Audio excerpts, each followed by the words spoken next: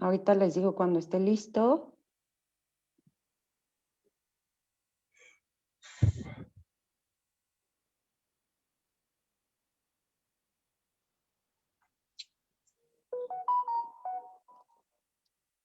Estamos transmitiendo. Voy a quitar lista de espera. Es correcto.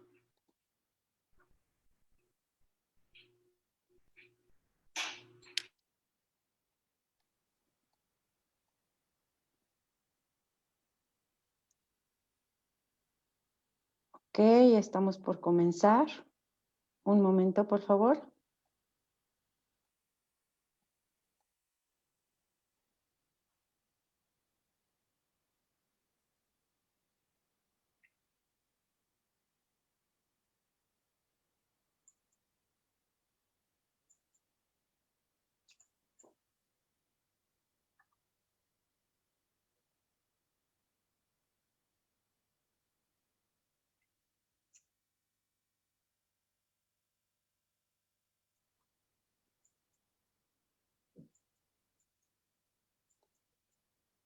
Ok, listo, podemos comenzar. Ok.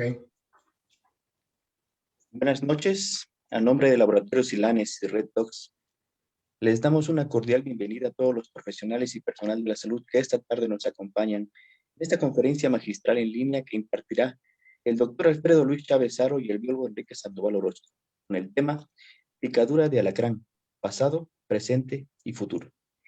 Les informamos que las preguntas se realizarán al final de la conferencia a través del chat. Agradecemos acompañarlas con su correo electrónico, ya que por cuestión de tiempo aquellas que no sean contestadas serán enviadas.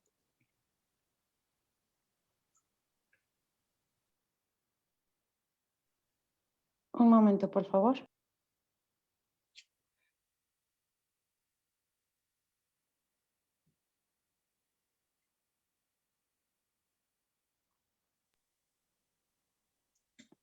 Luis, Sí, se dejó de escuchar tu micrófono. perdón. Todo de nuevo.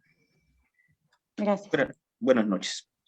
A nombre de Laboratorio Silanes y Red Dogs, les damos una cordial bienvenida a todos los profesionales y personal de la salud que esta tarde nos acompaña. En esta conferencia magistral en línea que impartirá el doctor Alfredo Luis Chávez Haro y el biólogo Enrique Sandoval Orozco con el tema Picadura de alacrán, pasado, presente y futuro. Bien.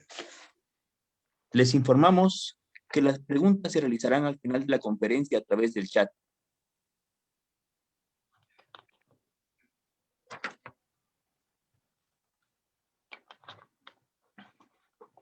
Ok, muchas gracias Luis. Buenas tardes a todos. Pues un placer compartir con el doctor Alfredo Chávez. Antes de la... Sí, muy buenas noches a todos.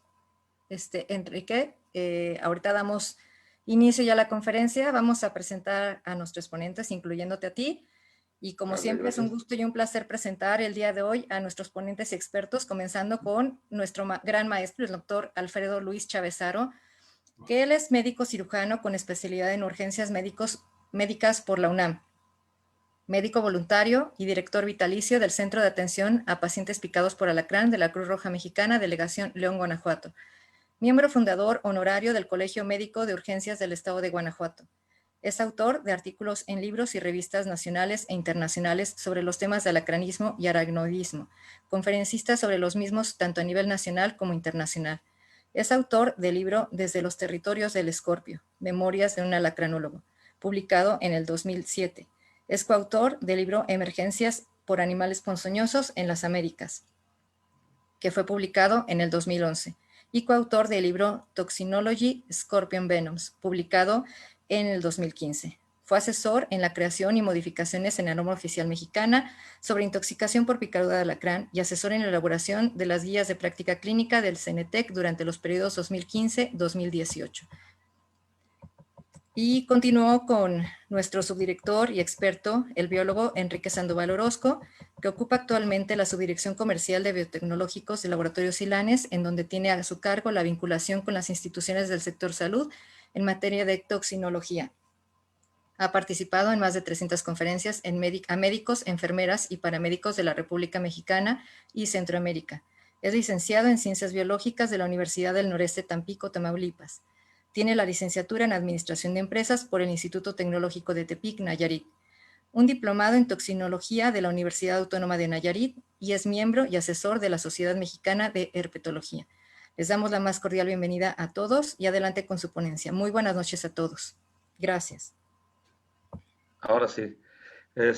Bien, ya después de los problemas técnicos, como les decía, es un honor compartir con Alfredo el día de hoy un tema que hemos venido visualizando durante los últimos años. Hablar del alacranismo en México, bueno, es hablar de una historia que Alfredo nos va a ayudar a entender. Él ha participado directamente con Laboratorios Silanes y con lo que era Instituto Bioglón en su momento, más tiempo que un servidor, pero hemos trabajado con una misma visión de poder entender cuáles fueron los esfuerzos de toda la gente que ha participado en este tipo de programas, el programa del alacranismo a nivel nacional, los esfuerzos que se han hecho para desarrollar los antivenenos, para mejorarlos. Y también estamos trabajando en el grupo de expertos de RedTox para ver cuál sería el futuro del alacranismo en México. ¿Dónde estamos y hacia dónde vamos en ese sentido? Para ver dónde podemos mejorar, qué podemos hacer para poder compartirle a las nuevas generaciones toda la experiencia y que también quede plasmada esta experiencia de mucha gente, sin duda, desde aquel médico pasante de servicio social en la Sierra de Guerrero, hasta el médico especialista en la Ciudad de México, en un hospital de tercer nivel, que nos puedan plasmar su experiencia y que con esto podamos dar un salto al futuro y en conjunto con los investigadores, bueno, poder entender hacia dónde vamos. Para mí es un gusto cederle la palabra a Alfredo y que nos hable un poquito de toda la experiencia, de la vasta experiencia que ha tenido durante todos estos años. Alfredo, que tú eres cuando de repente tenemos algunas dudas al respecto de cómo fue alguna situación, creo que tú eres de los expertos que han estado ahí en ese momento y que nos ha apoyado sobremanera para poder entender cómo fue esta evolución de los antivenenos dentro del laboratorio y dentro del país. Adelante, Alfredo. Muchísimas gracias por estar. Pues muchísimas gracias a ustedes por la invitación, muchísimas gracias por sus palabras. La verdad es que, pues, maestro, me queda el nombre muy grande, pero lo que sí puedo decirles es que soy el pasado y el presente de este tipo de cosas. ¿Por qué? Porque desde el pasado hemos estado ya prácticamente 50 años de estar trabajando con pacientes picados por alacrán. Creo que mi pasado empieza hace 50 años aproximadamente. La primera vez que yo tuve la fortuna, pero el impacto brutal que fue para mí haber visto el primer paciente picado por alacrán fue algo realmente que marcó mi vida. Porque al ver a yo un niño picado por alacrán, cuando en mi vida sabía que existían los alacranes, menos que picaran los alacranes y todavía menos que pusieran a un niño en esas condiciones de salud, fue realmente tan desgastante, tan impactante, que me hizo pues, prometerme a mí mismo que tenía que aprender de eso que estaba sucediendo, porque cuando lo comenté con algunos otros médicos, compañeros en la Cruz Roja, donde yo llegué a trabajar ese día, me decían que no pasaba nada, que no había ningún problema, ¿no? Entonces yo dije, bueno, pues si no pasaba nada, ¿no? Eso no es problema de salud, entonces, ¿qué es un problema de salud? Empecé a aprender, afortunadamente me topé con una persona, una enfermera empírica, que fue quien me enseñó de este tipo de cosas, ¿no? Fue la que me llevó de la mano, me empezó a enseñar, a decirme cuáles eran los datos clínicos, qué había que hacer, por qué habría que hacerlo, cuando la verdad, pues sabemos perfectamente bien que en las universidades poco se tratan este tipo de temas.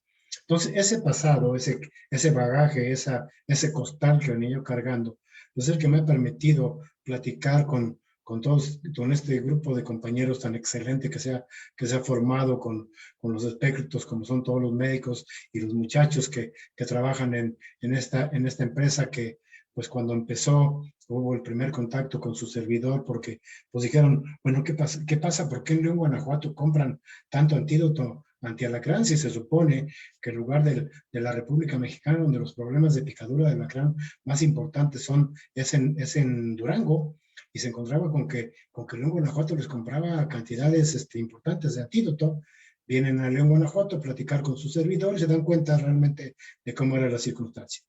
Entonces, bueno, empezamos a trabajar con los pacientes, aprendiendo de ellos, de cero, empezamos a aprender y documentando casos y casos, empezamos luego a buscar información y pues nos encontramos ya con algunos artículos escritos por grandes maestros como el maestro Lorival Posani, que es una de las gentes expertas realmente en este tipo de pasado y presente y el futuro de esto, porque él ha ocupado estas tres partes, porque él habla desde el pasado, de cómo se empezaron a utilizar el conocimiento científico de la picadura del veneno, luego cómo lo aterrizan en la producción de antídotos, cómo lo amalgamos entre él y varios expertos en tratamiento, lo fuimos amalgando en la clínica, y qué es lo que espera, qué es lo que viene en el futuro de esto, ¿no? Pero creo que el pasado en México empezó hace mucho tiempo. En México hay una larga historia. Yo creo que somos uno de los países, si no es que el país del mundo, donde la problemática de picadura de alacrán ha sido tan antigua, que se habla se documenta ya por 1500 y fracción, donde empezaron a hablar de que había que hacer algo para el tratamiento de la picadura por alacrán, y ahí se empiezan a documentar una cantidad de remedios caseros, porque no había otra cosa. O sea, ahora nosotros nos reímos de estos remedios caseros, nos reímos de que cómo era posible que la gente le encargara a San Jorge bendito a los picados de alacrán y salían avante, ¿no? En 1749 se hace ese nombramiento por un obispo en Durango, porque ya había muchos pacientes picados por alacrán, en el resto de la República no se conocían. En 1778, un médico enviado por Felipe II, médico directo de él, lo envía a México porque empezaron a documentar los frailes españoles, que aquí había unos alacranes terribles, mucho más peligrosos que en España. Así lo documentaban y hablaban de que había alacranes de color verde, de color amarillo, de color negro, de color, así lo registra en la historia de México. Entonces mandan a este médico a documentar los primeros casos y a utilizar las primeras recetas de los tratamientos, ¿no? Entre ellos se hace uno de los primeros tratamientos, el Oleum Scorpus Simplex. Después apareció el Oleum Scorpus Compositum. La diferencia entre el Simplex y el Compositum era la cantidad de vesículas de alacrán que se maceraban con aceites de almendras dulces y con unas hierbas para poder hacer un emplasto, y además unas gotas que se le daban al paciente para intentar controlar el envenenamiento. Después, en 1784, en Durango, se toma como tratamiento la hierba de víbora, porque se decía que donde se anidaban las víboras era el lugar donde se podía colectar esta hierba y era capaz de neutralizar cualquier envenenamiento que existiera. Entonces, esto realmente fue documentado por mucho tiempo. Vuelvo a insistir, ahora nos reímos de ello, pero era la ciencia de aquel entonces. En 1785 se busca a través de la Gaceta de México, ya un esfuerzo realmente científico o con fines científicos, en la Gaceta Médica de México, en donde en el documentado el 19 de abril de 1785 se dice que se va a dar un premio a quien pueda difundir un antídoto para poder controlar el envenenamiento. Entonces se documentaron muchos de ellos, y uno de ellos, el que llama más la atención, es el poner a arder en un brasero pezuñas de caballo con azufre y hojas de fresno.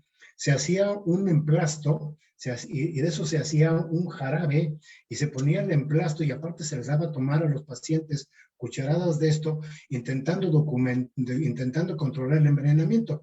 Nunca se supo, en primer lugar, si entregaron un premio que en aquel entonces era de 500 pesos a quien diera la mejor receta, y también nunca dijeron cómo quedó el tratamiento realmente, si funcionó, si no funcionó, cuántos pacientes se utilizaron, etcétera. Todo quedó en la anécdota, queda en el pasado, ¿no? Luego, hacia 1785 aproximadamente también, don Juan Nepomuceno López de Mendoza aconseja que uno de los tratamientos era sangrías de los pacientes, ¿no? O sea, si entraba un veneno, pues lo más lógico era sangrar al paciente para que se perdiera ese veneno, pero obviamente pues no era un tratamiento adecuado, ¿no? Era desde las sangrías, desde hacer heridas hasta poner sanguijuelas, ¿no? Para ver si se controlaba. Pues no, los pacientes se podían morir llenos de sanguijuelas o incluso desangrados, pero pues los pacientes se morían por el envenenamiento más la anemia seguramente sangrada, ¿no? Entonces, pero todo eso queda en el pasado. Hacia 1867, el doctor Carlos Santamaría de Durango indica que el elixir paringórico fue uno de los primeros tratamientos que utilizaron. En aquel entonces, pues, el elixir paringórico contenía atropina, unas sustancias atropínicas que, bueno, pues durante años se siguieron utilizando como tratamiento, como la atropina, antihistamínicos, tratando de secar las secreciones que presentaban los pacientes, pero sin resolver el envenenamiento, ¿sí? Posteriormente, pues ya pasa esto y llega hasta la producción de antídotos, en donde ya en el mismo Durango, en 1926, se hace el primer antídoto en Durango, en donde el doctor Isauro Benzer León de la Peña generan el antídoto, con un caballo que se pudo inmunizar gracias a los recursos económicos de la esposa del doctor Isauro Benzer, y con la aplicación por primera vez de este antídoto en una paciente, en una niña, la hija del farmacéutico Fermín Rivera, porque los médicos no creían en el antídoto. Decían, no, hay que seguir utilizando el elixir paringórico, podemos seguir utilizando las pezuñas de caballo, la hierba sin raíz, una serie de tratamientos, pero no creían en el tratamiento hasta que Fermín Rivera se lo aplica a su propia hija en la escuela, una escuela denominada la escuela Las Tres Rosas. Le aplica el antídoto ahí mismo para que vean la evolución de esta criatura, que se controla el envenenamiento, y ahí empieza la época del tratamiento más actualizado, que es el tratamiento de la picadura, ya con una sustancia más dirigida a controlar el envenenamiento. Durante todos estos años, los años que a mí me tocó vivir como médico recién egresado, pues claro, no en 1910, pero bueno, por ahí anda el asunto. Entonces, de 1910 al 30, se utilizaban todos estos tratamientos, ¿no? El ajo, la cebolla, la hierba sin raíz, los emplastos de lodo. De 1930 en adelante, se empezó a utilizar otro tipo de tratamientos. ¿Por qué? Porque se tenía un miedo ancestral al suero de caballo. Decían, es que si viene de otra especie que no es la humana, va a generar una alergia que va a ser más fácil que mate a los pacientes. Realmente lo que pudieron documentar los médicos de Durango en aquellos entonces, la mortalidad por teoría de choques anafilácticos o reacciones alérgicas graves no llegó nunca a más del 8%, ¿sí? Entonces, en aquellos tiempos, los tratamientos más comunes, y fueron los tratamientos que a mí me tocó recibir como herencia de los médicos que estaban los pacientes, pues fue la atropina, el calcio, sales de magnesio, polipirrolidona, antihistamínicos, esteroides, soluciones, diazepam. La gran mayoría, el 90% de estos prácticamente ya no se usan. Y posteriormente, bueno, ya apareció la utilización de los antídotos como una sustancia realmente útil, y fue hacia los años 92, 93 que empezamos a obtener la posibilidad, gracias a que la empresa Silanes, en aquel entonces Bioclon, se acercaron a su servidor y empezamos a dar pláticas en la República, pero empezamos a darnos cuenta de que en la República Mexicana, en León, Guanajuato, los trataban de una manera, en Guanajuato de otra, en Jalisco de otra, en Guerrero de otra, etcétera. Entonces, lo ideal era documentar de una manera lógica, adecuada, y que todos los médicos que trataran ese problema de salud, que era el mismo, tenemos que tratarlo de la misma manera. ¿Y cómo fue que esto se dio? Cuando se empezaron a dar estas pláticas a nivel de la República Mexicana, el Seguro Social hizo contacto con las gentes que empezábamos a dar pláticas en aquel entonces, y entonces aparece esto que se le llamó el Proyecto de Norma Oficial Mexicana, ¿sí? Hecha en 1997 aproximadamente, gracias a instancias del doctor Madrazo, el director general de Seguro Social médico personal, doctor Ángel Madrazo, médico personal del presidente, se me fue el nombre, bueno, caray. El doctor Ángel Zárate, y era con Cedillo, Alfredo. Con Cedillo, perfecto. Muchísimas gracias, Enrique. Él era el médico personal de Cedillo y era el director general del Seguro Social. Entonces ellos junto con el maestro Lorival Posani dijeron, bueno, pues tenemos que hacer algo para que todo mundo hable el mismo idioma y se pueda hacer un tratamiento, ¿no?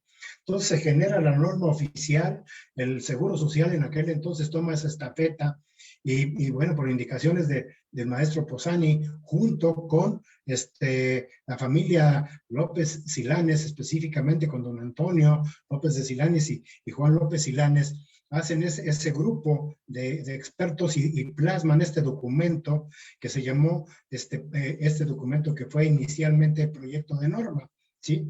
Este proyecto de norma duró pues durante casi 4 años en la Cámara de Diputados, ahí permaneció durante muchos años perdido. ¿Por qué? Pues porque había otras leyes más importantes seguramente que sacar y demás. Pero, pues, cuando empezamos a dar las pláticas y empezamos a platicarle al médico que ya teníamos una visión de una norma y fueron varios los expertos que empezaron a hablar de esto, entonces nos dimos cuenta cómo el Seguro Social empieza a documentar casos y vemos aquí tenemos una estadística hecha por la Secretaría de Salud desde el año 90, en donde había 44,000 pacientes picados por alacrán con una tasa más o menos, como ustedes pueden ver, de un 53.92%, con una tasa con 285 defunciones, con una tasa de 34, y vemos cómo pues la letalidad era 0.63, ¿no? Entonces, donde se tenía que intentar convencer al médico de que el antídoto era el tratamiento adecuado según la guía de práctica clínica, la norma oficial mexicana que duró ahí establecida. Tuvo que suceder algo muy, muy curioso, como suele suceder en este país. Un paciente picado por alacrán, familiar de un alto jerarca de la política mexicana, léase el hijo de don Ernesto Cedillo, fue picado por un alacrán, y entonces pues el mismo maestro Ángel Zárate le comenta al presidente que ya había una norma en ciernes que se tenía ya que hacer pública para poderla documentar. Entonces ya vino la decisión de muy arriba, y entonces se documenta esta norma, y ustedes pueden ver cómo en los años siguientes, en el 91, que se siguieron haciendo registros, cómo las tasas empezaron, aunque aumentaba la cantidad de pacientes picados por alacrán, porque se empezaron a documentar más, la tasa de defunción empezó a disminuir de 0.34, 0.28, 0.26, etcétera. Si bien nunca fueron cifras así estratosféricas, pero esto está totalmente subregistrado, eso ténganlo por cierto. Pero bueno, aquí tenemos una evidencia. De 0.34 empezó a bajar hasta lo que actualmente, pues es mucho menos que esto. Actualmente mueren alrededor máximo de 45, 47 pacientes picados por alacrán. No debía morir ninguno, definitivamente. ¿Por qué? Pues, pero desgraciadamente, pues muchas veces los pacientes llegan tardíamente, etcétera, etcétera, y vemos cómo la tasa de letalidad pues va bajando de la mano, aunque las cifras van aumentando, pero conforme el médico se va convenciendo del uso del antídoto, como lo podemos ver en esta otra parte de la diapositiva, en este estudio que se hizo de 1994 al 2004, la enfermera María Elena Flores Álvarez del Hospital General de Durango hizo esta gráfica, donde vemos en rojo la cantidad de pacientes picados por alacrán, en azul está la cantidad de gente a la que se le había aplicado el antídoto. Como ustedes pueden ver, en los primeros años muy baja, y la mortalidad estaba alta, en la que está marcada con esta línea de color rojo, ¿sí? Y vemos cómo conforme empieza el médico a convencerse de que la aplicación del antídoto no era tan mala como se había dicho antiguamente, de que era letal, que prácticamente era mortal por necesidad, y vemos cómo conforme se empieza a empatar la cantidad de antídoto aplicado con la cantidad de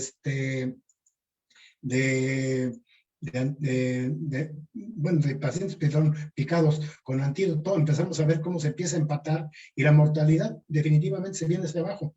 Y ese mismo ritmo sigue posteriormente, en donde vemos nosotros cómo, con unas cifras hasta el 2016, un trabajo hecho importantemente por el maestro también, documentado por el maestro Marco Antonio Peregrina Muro, donde siguió todas estas cifras, en donde vemos cómo esto empieza a bajar, aun cuando la morbilidad sigue siendo muy alta, la mortalidad va bajando precisamente debido al uso del antídoto. Entonces, esto es el pasado de este tipo de antídoto, esa sustancia que nos vino a cambiar la vida de nuestros pacientes y vino a cambiar incluso la vida del médico de urgencias, porque el médico de urgencias en aquellos entonces pues tenía que estar pues, ahora sí que al pie del cañón con el paciente, al pie de la camilla, y después con el antídoto pues pudimos empezar a seguir atendiendo al paciente, pero a descargarnos un poquito y darle un poco de viendo de reojo al paciente, con la atención de nuestra compañera enfermera, de nuestro compañero médico residente interno, porque ya empezamos a tenerle la confianza por la aplicación del antídoto. Bien, esto es realmente el pasado y el presente, porque esto, como ustedes lo irán a hablar ahorita, junto con el biólogo Sandoval, con Enrique, de cuál es el presente de este antídoto, cómo se ha venido cambiando, cómo se ha venido impulsando ese cambio con la empresa actualmente que lo elabora, la empresa Silanes, que ha generado un cambio brutal en este tipo de tecnología para podernos dar un producto que cada vez sea más puro, más adecuado, más fácil de manejar, que se pueda diluir con cualquier tipo de solución. Antiguamente solamente soluciones salinas, ahora sabemos que se puede diluir con cualquier solución. Entonces esto a mí personalmente como médico me da una confianza enorme, y sé que hay médicos que nos están oyendo. Por ejemplo, sé que tengo por ahí la fortuna de contar con uno de ellos, el maestro Sergio Martínez, que nos puede dar un muy buen dato, unas muy buenas referencias de lo que él le ha tocado vivir, y muchos otros médicos que los invitamos a que plasmen su experiencia de este tipo de vivencias, de cómo vivieron el pasado y cómo han vivido el presente, y Enrique nos platicará un poquitito de lo que es el futuro.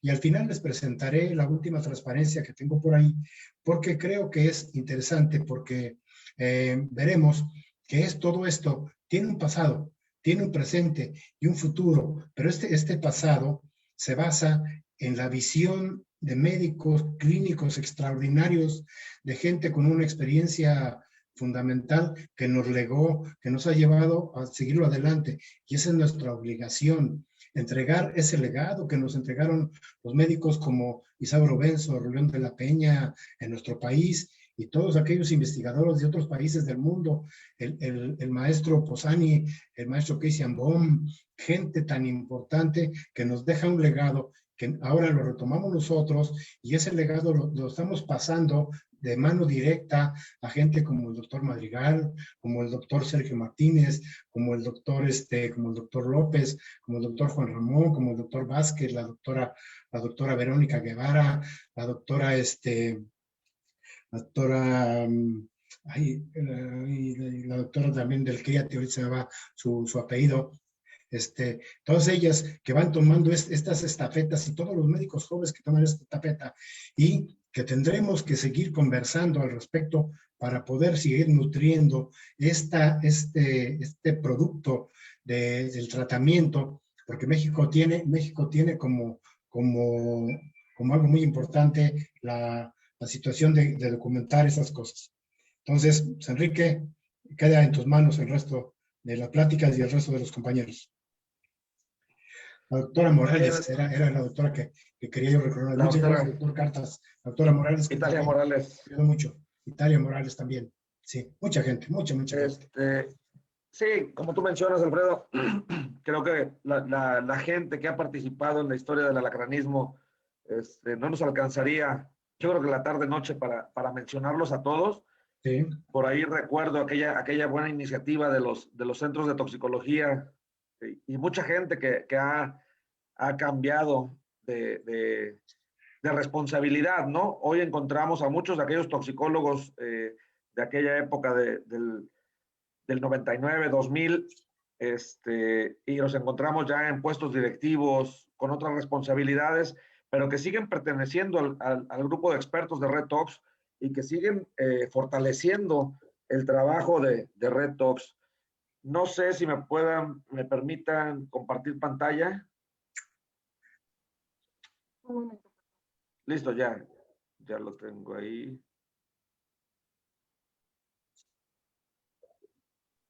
Adelante. A ver, yo tengo ahí mi pantalla. ¿Ya la ven? Sí, adelante. Bien.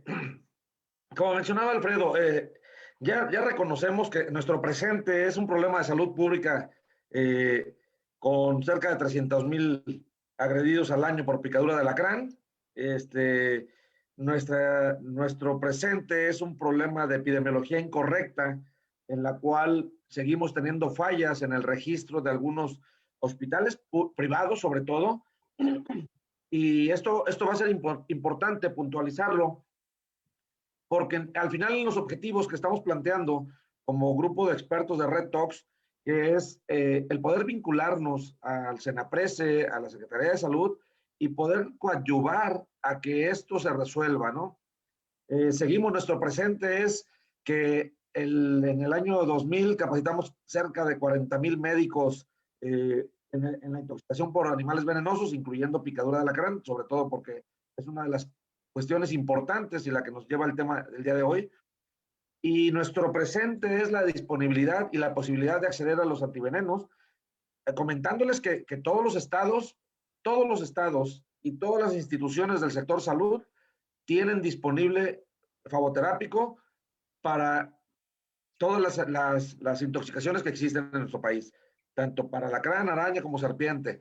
Entonces, creo que nuestro presente está muy claro. Nuestro presente, si acaso, tendríamos que pulir algunos procedimientos y mejorar esa comunicación que debe de tener el sector salud, la industria farmacéutica incluida, la academia incluida. Entonces, yo creo que esta parte es nuestro presente.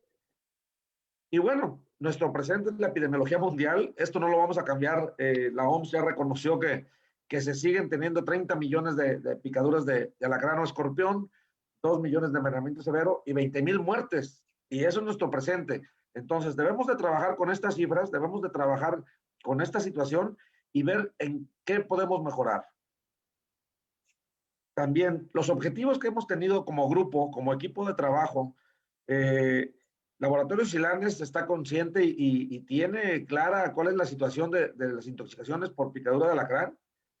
Entonces, creo que tenemos esta situación de poder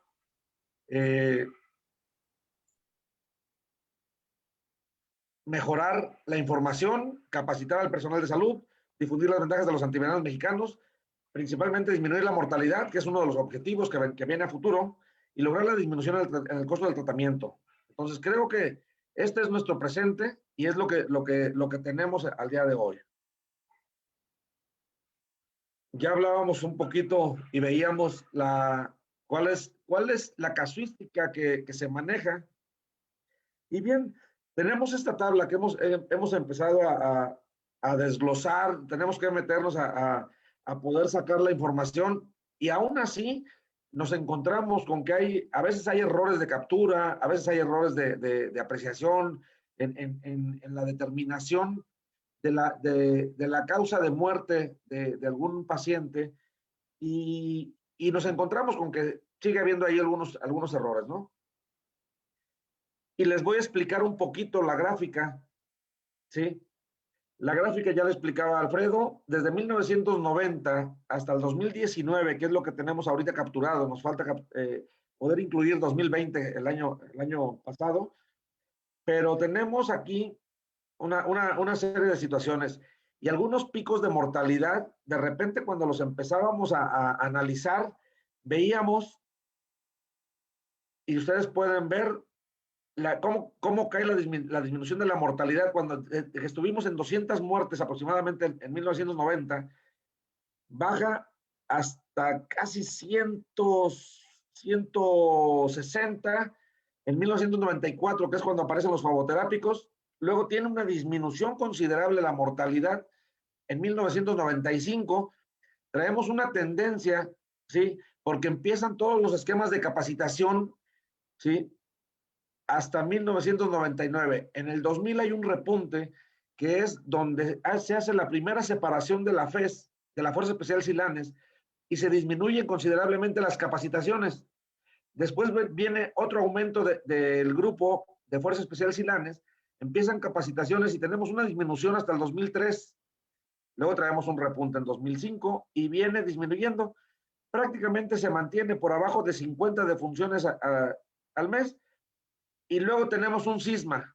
En el 2011, de 2011 a 2012, tenemos otro cisma y solamente quedamos 4 personas a nivel nacional trabajando para dar capacitaciones e información a nivel nacional, 4 personas, y hay una disminución, hay un incremento, perdón, en la mortalidad del 2012, volvemos a romper la barrera de los 50, y entonces el trabajo que se ha venido haciendo durante los últimos 10 años es seguir manteniendo. Logramos bajar en 2019 hasta 35 defunciones, pero no es posible que siga habiendo defunciones. Dentro de la información que hemos capturado y la información que tenemos ya por estados, que el día de hoy se están generando compendios con la información específica de cada estado, con las zonas de defunción, con las zonas de mayor morbilidad del agranismo, entonces nos permite hacer acciones y estrategias bien definidas con los jefes de programa, con los encargados delegacionales, porque en algunos estados también el Seguro Social tiene un número importante de intoxicados por picadura de alacrán. Entonces esto nos permite identificar, y hemos identificado que estas 35 defunciones tienen 2 características muy importantes.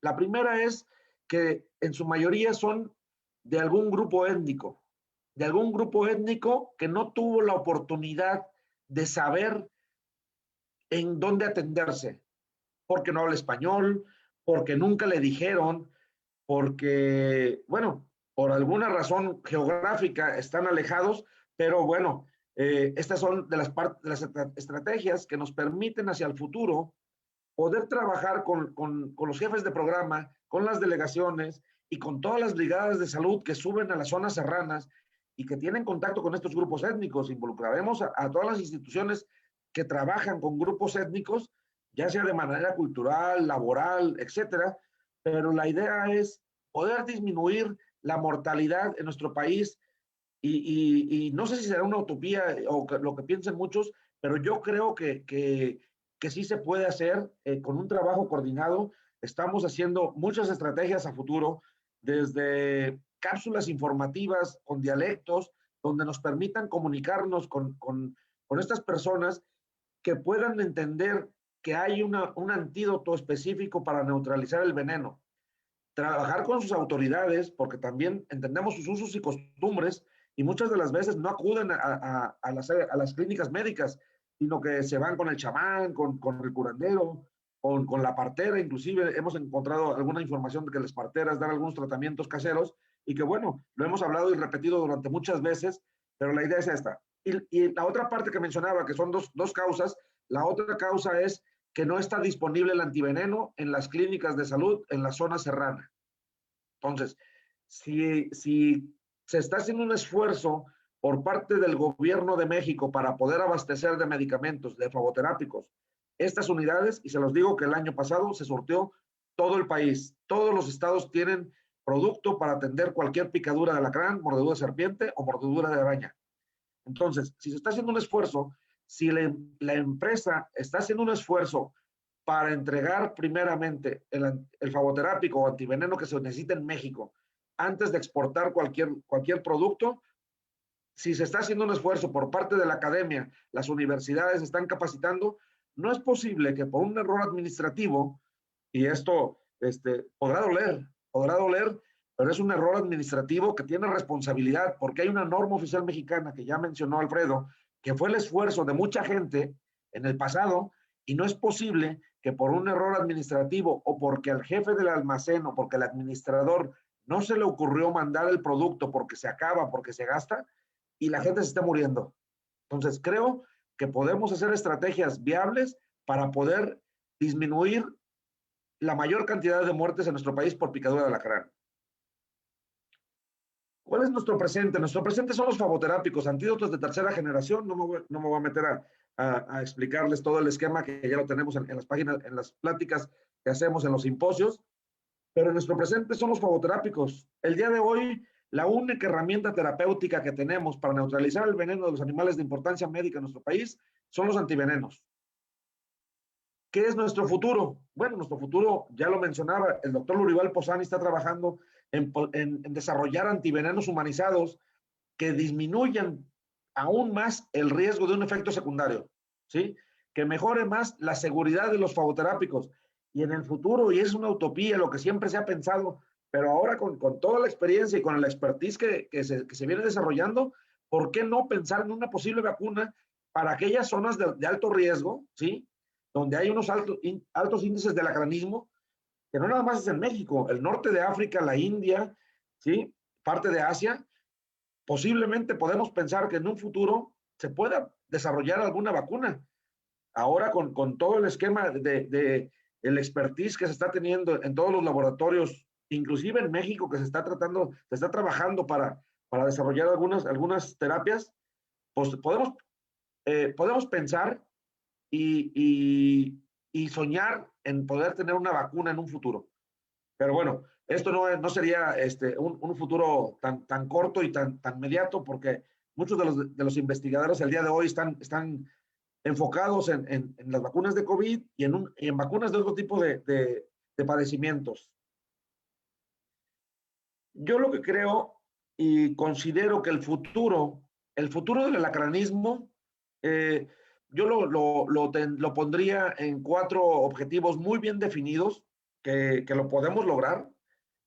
El primero es que lo más importante para Silanes y para el grupo de Red Tox es la mortalidad, disminuir la mortalidad. Eso es importante, pero no es posible que teniendo 40,000 médicos capacitados por año y que estos médicos replican las capacitaciones, que todo el mundo tiene acceso la mayoría tiene acceso al internet, ¿sí? Yo a los médicos que conozco, inclusive médicos rurales, sé que de repente sí tienen su Facebook, tienen acceso a internet, tienen su teléfono celular, pero bueno, tenemos que sentarnos con cada responsable estatal para ver cuáles son esas necesidades, ¿no? ¿Qué necesitan? Pero disminuir la mortalidad es importante. Otro factor importante, y ya lo hablaba, que incide en la mortalidad de nuestro país, es la distribución oportuna y eficaz de los flavoterápicos. Pero esto además va en correlación al tercer objetivo, la aplicación efectiva de la norma oficial mexicana, ¿sí? ¿Por qué?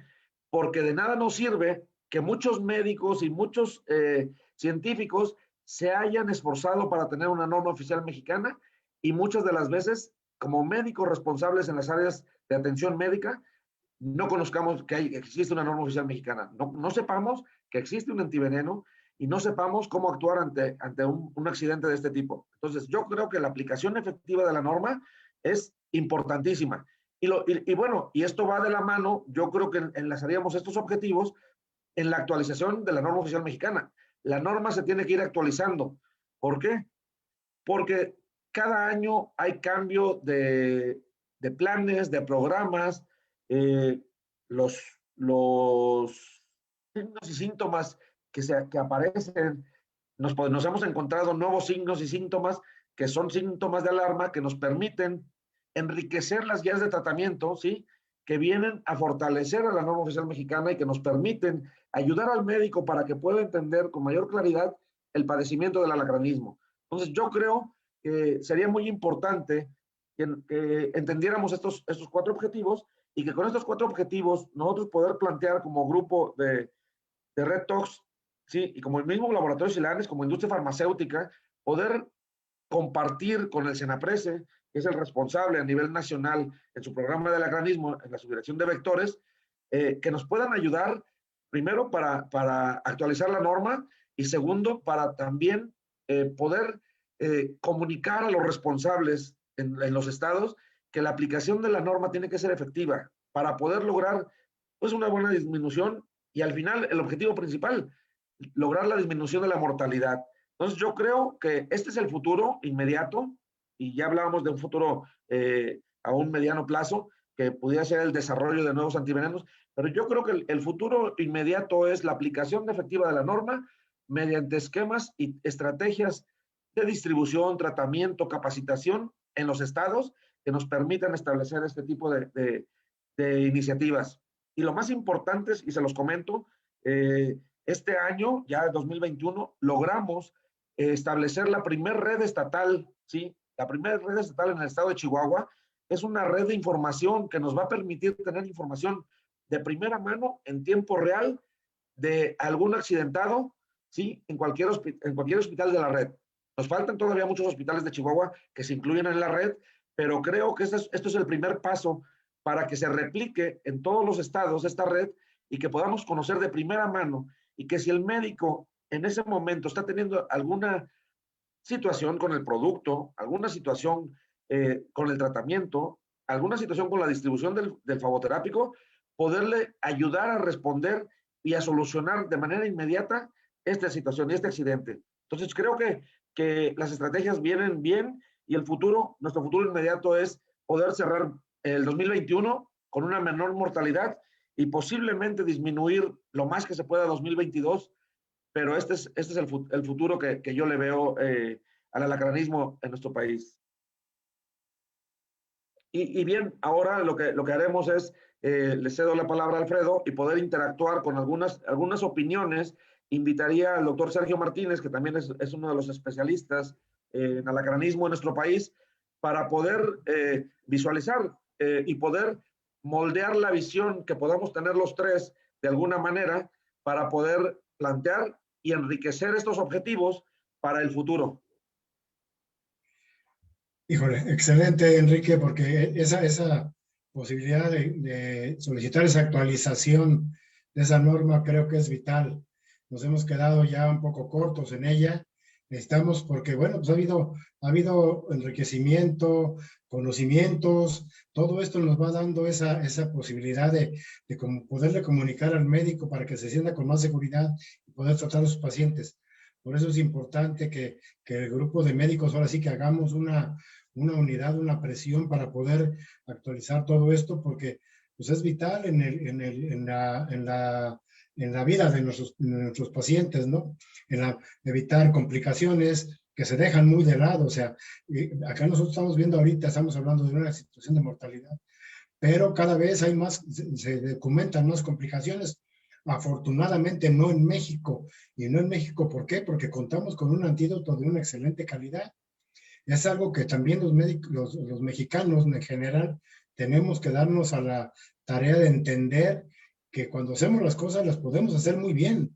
Y uno de esos ejemplos es precisamente lo que está haciendo la empresa Silanes. Entonces sí creo que es importante la participación de compañeros como Sergio o alguno de los otros compañeros que se encuentren por ahí que nos quiera otorgar su testimonio de cómo él ha vivido esta circunstancia, ¿no? Entonces, si nos hacen favor, Sergio, y quien guste, por favor. Sí, mira, yo creo que es una parte importante porque además el decir que la industria farmacéutica está gestionando o apoyando una norma social mexicana, esto, o sea, saben que cuentan con todo el apoyo, nosotros analizamos los datos, analizamos estrategias y podemos ver alguna situación en ese tipo, pero creo que lo más importante es que si nos sumamos todos aquellos jefes de programa, secretarios de salud, gente que pueda apoyar la actualización de la norma social mexicana y la aplicación efectiva, creo que va a ser de mucho más beneficio porque el involucrar a las instituciones de salud nos va a permitir poder conocer muchas más cosas. Y lo que decías es algo bien importante y creo que se nos pasó también dentro de la parte de la epidemiología y nos dimos cuenta en algunos estados que en el 2018 y 2019 no tuvieron antiveneno, trataban a los pacientes sin antiveneno. Entonces, lo que hacían era, no registraban el caso. Como no le pusieron flavoterápico, no lo registraban como alacranismo. Entonces, creo que ahí esa parte también habrá que ver qué es lo que está sucediendo. Te digo, hay muchas cosas que nos falta todavía por mejorar. Hay una oportunidad importantísima para poder ser mejores, como bien lo mencionas, pero creo que esto se va a dar con la participación de todos los médicos.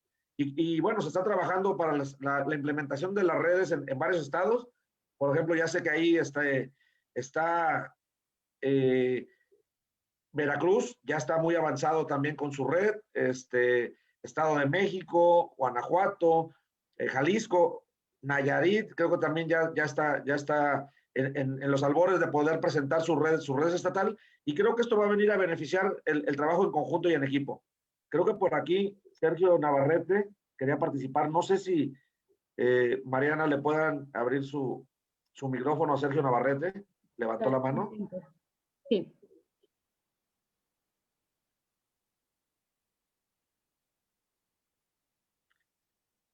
En este momento le debe de estar llegando una solicitud para reactivar su micrófono. A ver, Sergio, si te llegó la solicitud para activar tu micrófono. Y bien, aquí la doctora Dalia nos dice una pregunta. ¿Tiene algún costo en los hospitales de salubridad? Porque si tiene algún costo, tal vez por eso los pacientes prefieren con los usos y costumbres. Es completamente gratuito. El alacranismo está incluido en las 16 enfermedades prioritarias, ¿sí? Y por eso es que el INSABI ha destinado prioridad para la compra de los flavoterápicos en nuestro país. Entonces, no tiene ningún costo. Y creo que también, eso es importante, doctora, que podamos informarle a la gente que es un tratamiento gratuito.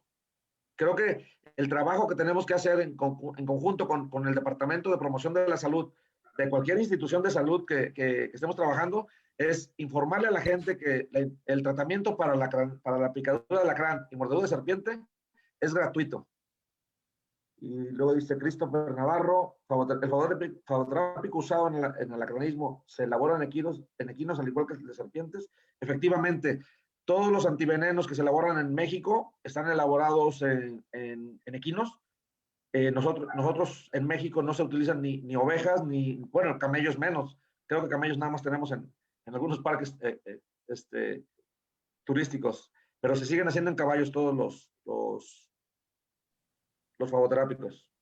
Enrique, ya está abierto el micrófono de Sergio Navarrete.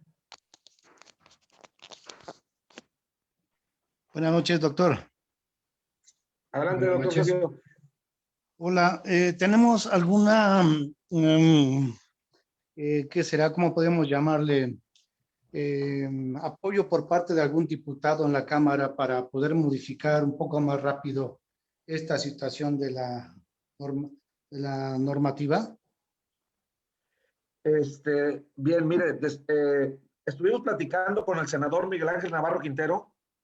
Él era el presidente de la Comisión de Salud en la Cámara de Senadores y sí nos estaba apoyando, inclusive se pretendía en conjunto con el Senaprece, establecer una norma oficial para arácnidos, incluyendo alacranes y arañas.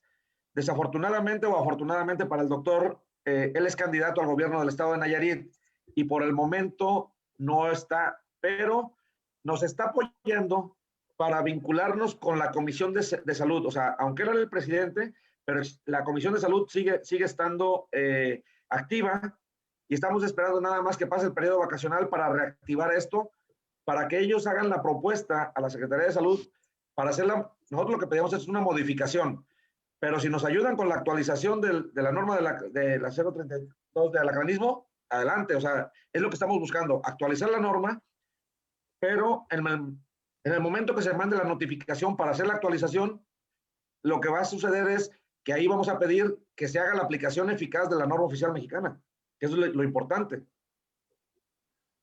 Gracias, doctor. Gracias. Buenas noches. Adelante. No sé si alguien más quiera participar o... Sí, Enrique, yo te estoy... Solicitamos que levanten la mano para que puedan ir participando y les Abre abrimos tu cámara, micrófono. Sergio, me gustaría que Sergio. participaras tú en el panel. Adelante. Sergio. Sí, buenas noches, compañeros. Me gustaría comentar que la capacitación se debe y seguirá siendo necesaria. Todavía nos queda mucho trabajo por hacer, sobre todo entre la comunidad de los servicios de salud, y no se diga en las instituciones educativas, con la finalidad de formar los médicos que egresen de nuestras instituciones con el conocimiento adecuado. El fagoterápico actual es pues altamente eficaz y no se justifica que sigamos registrando muertes. Eso significaría un fracaso para el médico.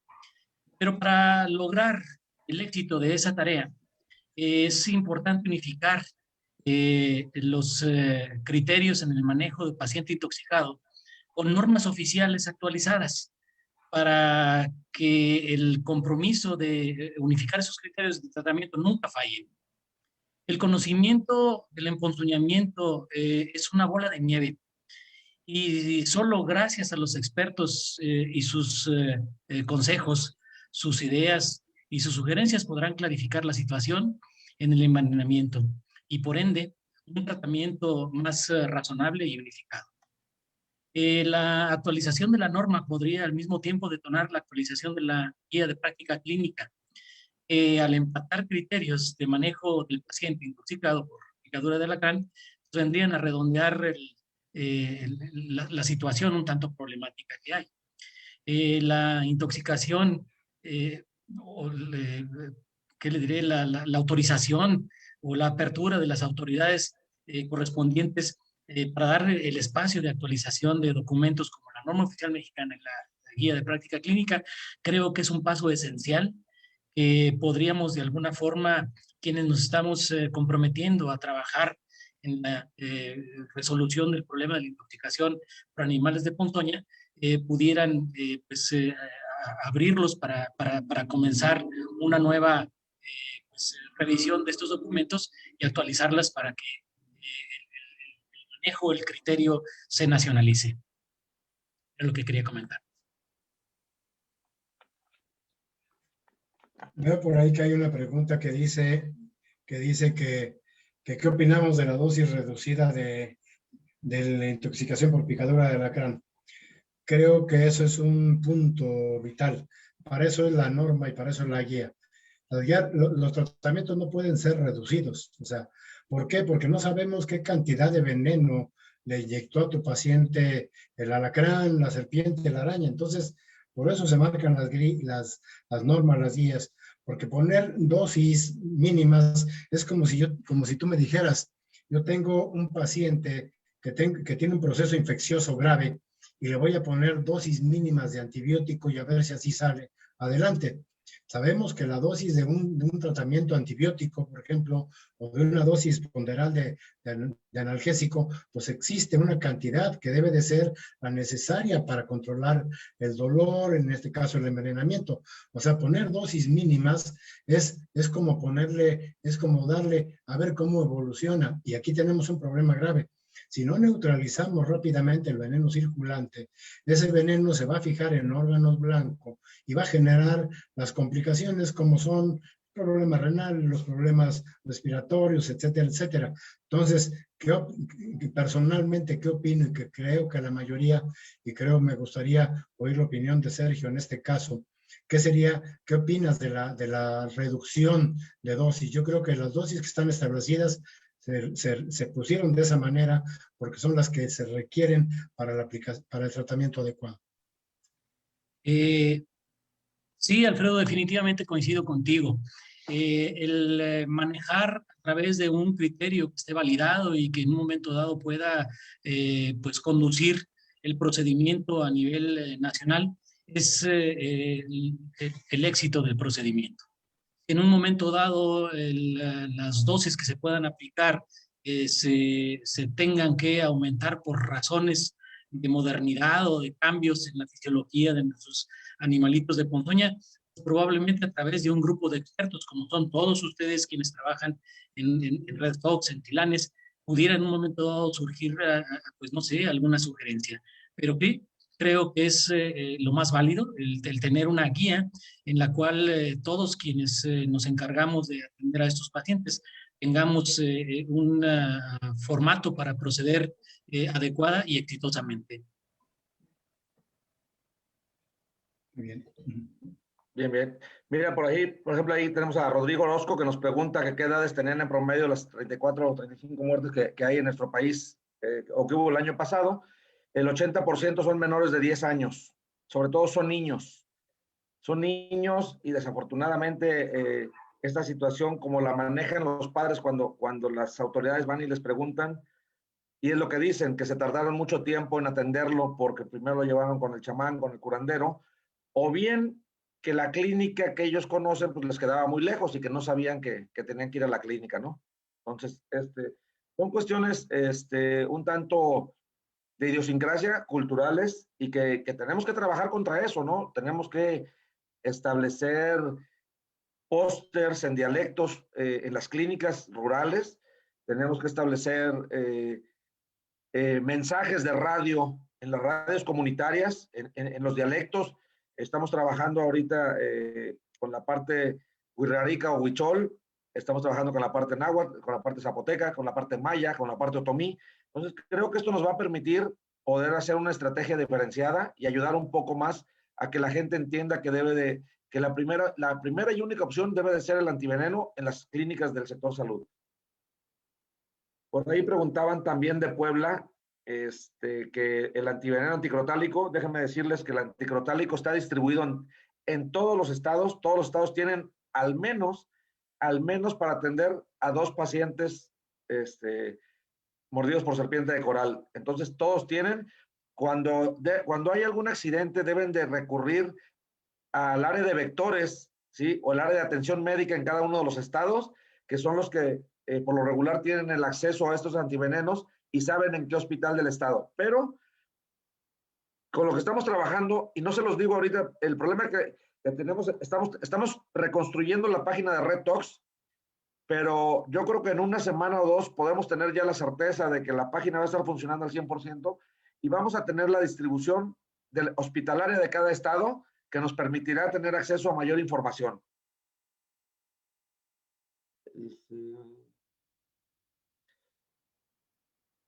¿Cómo se puede proceder si no está el flavoterápico disponible en alguna institución? El producto no está disponible en los hospitales generales de zona dentro de la Ciudad de México. Bueno, les comento que los centros nacionales tienen producto disponible tratándose del IMSS, tanto el Centro Médico Nacional de la Raza, con su centro de toxicología, que es uno de los más importantes, el Centro Médico Nacional también, que tiene un área de toxicología en el área de pediatría, pero el Hospital Juárez de México, el Hospital General de México, y muchos de los hospitales que también van a estar en esta información dentro de Red Tox, va a ser importante para que puedan acceder a este tipo de información en caso de que no encuentren el flavoterápico. Y si no bien, también comunicarse con Red Tox, que les podemos ayudar para esta información.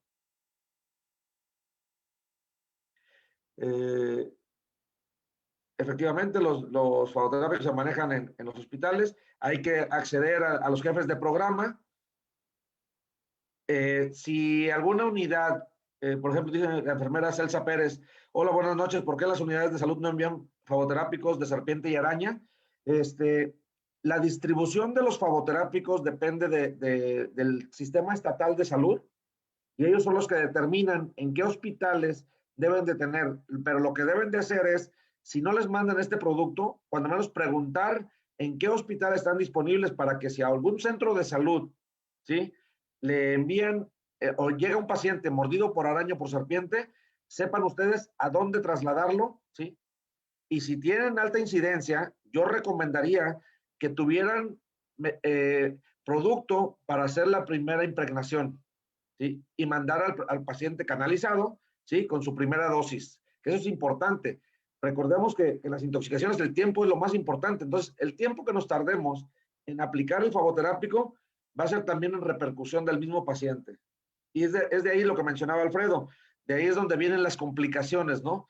Cuando llega un paciente ya con una complicación severa, el antiveneno neutraliza el veneno. El flavoterápico va a atrapar el veneno, lo va a neutralizar, pero la complicación ya va a ser muy difícil y se tiene que tratar de alguna otra manera y el médico tendrá que manejarlo. Amparo Canaval, ya le contesté, le interesa la capacitación. Nosotros tenemos una serie de eventos, prácticamente todos los días tenemos eventos de capacitación. En Facebook, que ahorita es nuestro canal de comunicación, ¿sí?, o a través de los correos electrónicos, puede acceder a los eventos de capacitación y con todo gusto, doctora, la invitamos para que se capacite con nosotros. Algo importante de lo que comentaste, Enrique, es, por ejemplo, en lo que comentas de la situación de que a lo mejor en algún lugar no hay. Yo creo que depende mucho de la casuística. O sea, si yo, por ejemplo, como médico, a lo mejor de servicio social, no registro que me llegan tanta cantidad de pacientes, obviamente el administrativo de ese lugar no me va a poder dotar del producto para decir, ¿para qué lo quieres? Si no tienes pacientes. Entonces, creo que una parte de la obligación como médicos es documentar los casos que tenemos, porque depende de la casuística, pues también la Secretaría de Salud, el Instituto Mexicano de Seguro Social, las gentes a ese nivel tienen que dotar a cada institución de un volumen. Otra parte que veo aquí, contestándole a Ricardo García, dice que ha buscado información, que porque solamente encontró por ahí un artículo en donde se hace un comparativo de dosis de reducción. Definitivamente estamos en contra de la dosis de reducción porque lo que nosotros hemos observado en pacientes en los cuales se ponen dosis bajas, posteriormente debutan con problemas de tipo renal, con problemas de tipo diabético, y entonces definitivamente no tiene sentido el estar haciendo ahorros innecesarios. Recordémonos, como se decía hace un rato, estos productos están comprados por la Secretaría de Salud con nuestros propios impuestos, entonces no podemos ser, pues discúlpenme la palabra, pero no podemos ser pichicatos en este tipo de tratamientos, ¿no? Tenemos que ser muy actualizados, muy documentados con la medicina basada en evidencia, qué es lo que tenemos que hacer. ¿Qué podemos hacer? Dicen algunos compañeros, desde el punto de vista paramédico. Bueno, aquí con el área paramédica hay que ser muy puntual. Tú eres un paramédico avanzado que tiene posibilidad de tener la aplicación de medicamentos, puedes traerlos en tu unidad, puedes conservarlos en tu unidad y vas a ir a recoger a un paciente mordido por serpiente, no sé, como dice el doctor Carlos García Willis, al municipio Sal si puedes y vas a tardar 6 horas en regresar.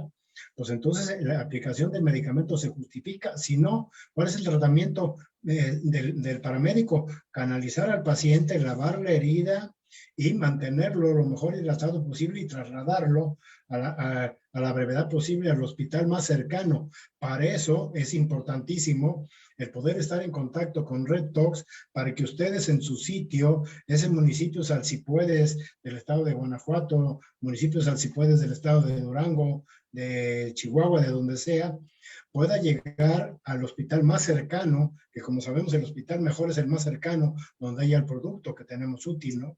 Entonces el paramédico tiene muchas cosas que hacer. Primero, una de las cosas importantísimas, si tengo la posibilidad de aplicarlo y lo tengo que aplicarlo, si no, canalizar a mi paciente. Y otra cosa importantísima, no hacer algo que dañe más al paciente, como que poner torniquete o la aplicación de sustancias que no están indicadas en la intoxicación. Entonces los paramédicos tienen mucho, pero mucho que hacer en este tipo de circunstancia. Sergio, por favor. Sí, yo quisiera complementar tus comentarios, Alfredo, y definitivamente vuelvo otra vez a retomar lo de la enseñanza a través de los simposios que ahora se llevan en línea, pero regularmente han sido presenciales. Qué importante es entonces que los médicos tratantes entendamos que las complicaciones pueden ser muy severas y desde luego lastimosas. Son precisamente las que al final terminan con la vida de nuestros pacientes. Entonces, si se tuviera la capacitación y el médico supiera lo que puede ocurrir, definitivamente creo que tendría la oportunidad de manejar no dosis bajas, sino las dosis adecuadas, que ya hemos comentado, es importante unificar a través de tanto de la norma como de la guía de práctica clínica. Eso es muy importante. Mientras no tengamos más información y que estemos insistiendo en llevarla, si ustedes gustan cada año o periódicamente, probablemente el médico tratante pase por alto el que estas complicaciones puedan presentarse y dejar al paciente evolucionar hasta eso o quizás hasta la muerte. Entonces, no, creo que el tratamiento con dosis bajas vaya, no debería de manejarse dosis bajas. La dosis óptima, la dosis adecuada, eso es lo que debe de prevalecer. Sí, y fíjate que algo bien importante, Sergio y Alfredo, yo creo que lo que tenemos que trabajar, hay muchos médicos que están capacitados ya en el tema del acranismo, que ya entendieron esta parte de la dosificación y de por qué aplicarla, pero yo creo que dentro del esquema de capacitación que debemos de manejar este y el próximo año es el manejo de las complicaciones. Creo que sería importante para que precisamente se pueda entender por qué se recomienda la dosis óptima. Para evitar esas complicaciones que muchas veces no las vemos, Alfredo. Sí. O sea, posiblemente en una mordedura de serpiente podemos encontrar que por una fasciotomía o alguna amputación, o sea, es lo que podemos ver, pero en un el la parte del daño renal no lo vamos a ver hasta un tiempo futuro, hasta un tiempo posterior. La parte del daño endocrinológico que puede haber generado, ¿sí? El alacrán, el veneno del alacrán, lo vamos a ver posteriormente. El daño cardíaco no lo vamos a ver en ese momento. Vamos a tener al paciente, vamos a decir, sí, posiblemente no se siente bien, pero se siente medio mal porque pusimos una dosis reducida. Pero el daño que dejamos de proteger con la dosis óptima, creo que esa parte a futuro es la que nos va a lo que nos hace que hoy decidamos tener dosis óptimas. Y hay una pregunta aquí una pregunta que habla sobre que el uso del acramín en el Titius. La verdad que es un poco difícil de decir categóricamente sí, pero hay algo importantísimo. La escorpamina o beta-toxina es realmente el centro de los venenos de los alacranes del género Butire. La familia Butire, que contiene a todos los alacranes peligrosos del mundo, tienen eso. Entonces, definitivamente, el uso debe de tener una muy buena acción. ¿Por qué? Porque realmente lo que estamos bloqueando es esa escorpamina. Todo lo demás que haya por ahí, que si tiene un poco más de hialuronidasa, que a lo mejor más fosfatasa, que a lo mejor un poquitito de otras cosas, pero creo que el fundamento, que es la escorpamina, puede ser bloqueado. Eso se ve clarísimo en el uso, por ejemplo, del antídoto como Aracmin. El fagoterápico antiaraña definitivamente está funcionando a nivel de todo el mundo. O sea, se ha puesto en Argentina, se ha puesto en Rusia, se ha puesto en otros países de Europa. ¿Por qué? Pues porque el alfa-latrotoxina, a fin de cuentas, es la parte central del veneno de esa araña. Entonces, yo creo que debe de utilizarse. Ahora, ¿es así?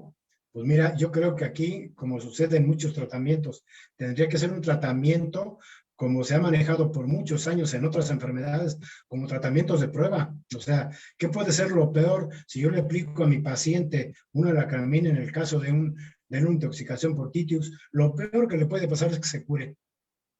Eso es lo peor que le puede pasar. ¿Por qué? Sí. Porque, bueno, yo soy de la escuela vieja, yo soy de la escuela vieja de la tuberculosis, por ejemplo. Nosotros en el tiempo de la TV había, y no me dejará mentir Sergio, por ejemplo, que él está muy metido en la parasitología y la microbiología, se hacían los VAR y resultaban negativos. Y volvían a hacer VAR y negativos, se hacía un VAR sacando, metiendo una sonda nasogástrica y había VAR negativo, no había aparentemente micobacterio tuberculoso. Se les daba tratamiento en aquel entonces, que era con la isoniazida, streptomicina, paramino salicílico, y el paciente por arte de magia se empezaba a curar con VAR negativo. Entonces creo que hay cosas que definitivamente no hay vuelta de hoja. La urgencia creo que mata este tipo de cosas. Yo tengo una urgencia y lo puedo usar, tengo elementos científicos de que hay una escorpamina. La escorpamina no puedo decir, no la tiene el Titius. No, la escorpamina la tiene solamente el Androctonus, no solamente el africano. No. La escorpamina es un veneno que es una beta toxina. Que yo voy a ir a bloquear esa parte. Yo creo que, claro, falta trabajo científico por hacer, falta trabajo, que precisamente es una de las situaciones. ¿Cuál es el futuro de esto? En lo que tú mencionabas ahorita, Enrique. ¿Cuál es el futuro de lo que estamos viendo en Alacrán? Pues estudiar ese tipo de casos, in vivo, in vitro, en animales de experimentación, y ver qué es lo que pasa. Y vuelvo a insistir, lo peor que les puede pasar a estos pacientes es que se curen. Sergio, por favor. Bueno, yo creo también que RedTox, preocupado y haciendo su tarea, se ha encargado de difundir información a través de la página. Y definitivamente pienso que los videos que pasaste en tu ponencia de hace un momento y otros que quedarán por ahí plasmados en la página pueden ser la oportunidad para que todos aquellos que no hayan tenido a bien presenciar los cuadros, cómo se pueden presentar y lo dramático que pueden ser, pues tengan la oportunidad de verlos y de constatar que efectivamente las cosas así son. Así que entonces, por una parte, RedTox está haciendo su tarea, nosotros haciendo también la nuestra, llevando la información a cada uno de los rincones de la República Mexicana, pero no cabe duda, hay que insistir todavía más porque como lo comenté hace un momento, tenemos mucho trabajo por hacer. El asunto de los animales de ponzoña son una bola de nieve, también como lo comenté hace un momento. Y desde luego que el conocimiento se está generando día con día. Si en un momento dado alguien se siente que ya aprendió todo, creo que todavía le falta atender uno o dos simposios más con la finalidad de que actualice sus conocimientos, que seguramente siempre en cada uno de los simposios se llevan en la bolsa 3 cosas guardadas, 3 cosas nuevas que le van a servir para su trabajo. Sí.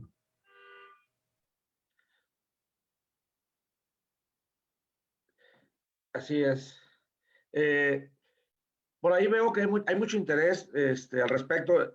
Como decimos, nunca es tarde y yo creo que nunca vamos a alcanzar ese 100% de médicos capacitados en nuestro país, aunque nos vinculemos con todas las universidades que existen en el país.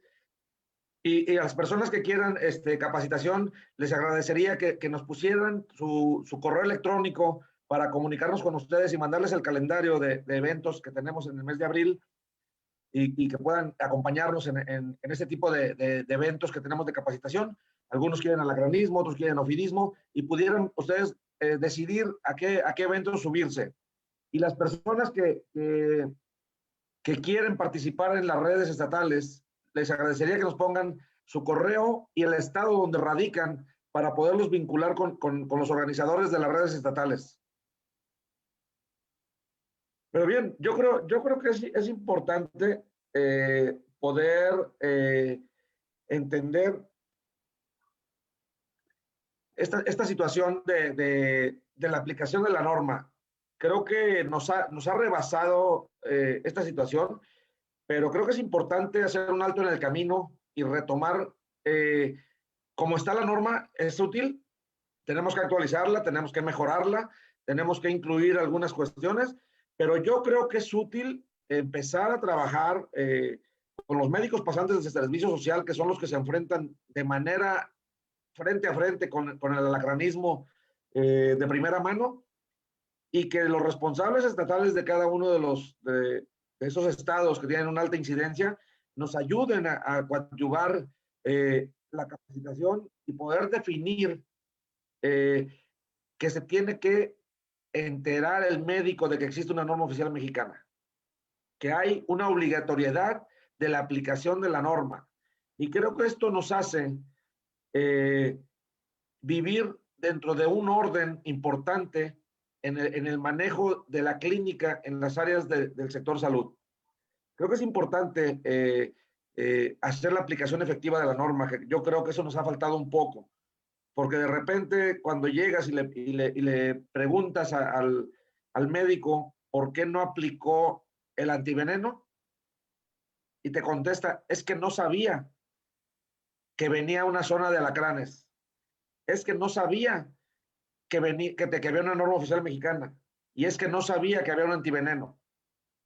Y también esto, ojalá que también las universidades, no asilanes, y digo no asilanes que le abran la puerta, que le abran la puerta a la gente del sector salud para que capaciten antes de que lleguen al servicio social, porque el médico cuando se va al servicio social va con la bendición, y muchas de las veces, y me ha tocado ver en algunos estados, que el médico no sabe a qué va, y se enfrenta a muchas complicaciones, y luego tiene problemas severos, hasta legales, y de repente por ahí sale con que el familiar del paciente es o tiene alguna relación con el sector salud, y entonces tiene un problema legal porque no aplicó la norma oficial mexicana. Entonces creo que vamos a ayudar a todos estos muchachos que salen a trabajar de manera adecuada, ¿sí? a las comunidades rurales, pero hay que darles las herramientas para que puedan dar una buena respuesta a la comunidad. Y vamos a darle unas herramientas para que disminuyamos la mortalidad por picadura de alacrán. No sé qué opinas, Alfredo. Sí, definitivamente tienes toda la razón. Fíjate que estaba recordando algo que es bien importante. 1998 aproximadamente, cuando estaba el proyecto de norma oficial mexicana, resulta que una compañera médico que venía de una universidad que nunca había visto un picado alacrán, llega al estado de Guanajuato, llega a un lugar donde le toca atender un paciente, y entonces ella había leído algo del famoso proyecto de norma que fue publicado precisamente en una revista de Durango. En el 2000 hubo una revista en Durango que publicó el proyecto de norma. Ella la leyó y le aplicó el tratamiento a un paciente poniéndole antídoto antialacrán. El paciente llegó muy tardíamente y ya complicado. Cuando le ponen le iban a poner, no le pusieron, le estaban empezando a poner el antídoto, el paciente falleció. Una compañera médico, entre comillas, compañera de ella, le dijo a los familiares que el niño se había muerto debido a que la doctora le había indicado el antídoto, ¿sí? Entonces, pues a la doctora le iban a quitar, estaba recién graduada, iban a quitar su título, bueno, no, todo el rollo ese que se viene. Afortunadamente, ya existía el proyecto de norma, y el proyecto de norma salvó a esta doctora de ser satanizada e incluso ir a parar a la cárcel. Entonces, por eso lo que dices es muy real. Mientras no tengamos, mientras esta norma no se esté actualizando, no se esté compartiendo, el médico no la esté recibiendo diariamente en los servicios de urgencias y la tenga como un arma importante, se necesita tenerla definitivamente en la mano para poderse documentar y poderse defender definitivamente de esto, ¿sí?